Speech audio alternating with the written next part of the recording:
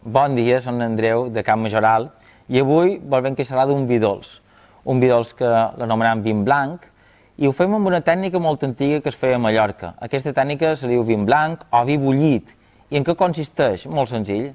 El que fem és agafar el most i per concentrar aquest most en sucres, el que fem és dur ebullició. Bullir aquest most molt a poc, molt lentament, perquè se'n vagi part de l'aigua i mos quedi un most amb molt de sucre. Una vegada embullit una part, a vegades un terç, a vegades fins a la meitat, el que fem és, aquest most molt concentrat, el duim a fermentar. Fermenta fins que els llevats s'aturen de fermentar perquè han arribat a un grau d'alcohol molt alt i mos queda un vi en grau alcohòlic alt, 13, 13,5, 14 i amb bastant de sucre. Nosaltres ho hem fet tipus vi blanc jove, dolç jove, amb un raïm blanc, perquè mos agrada d'aquesta manera.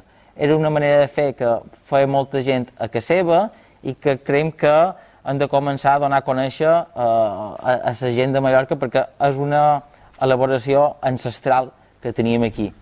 Aquest és el nostre vi blanc, un vi ben dolç, amb unes notes de codony i que, mireu, amb una encimada és fantàstic i deliciós. Salut!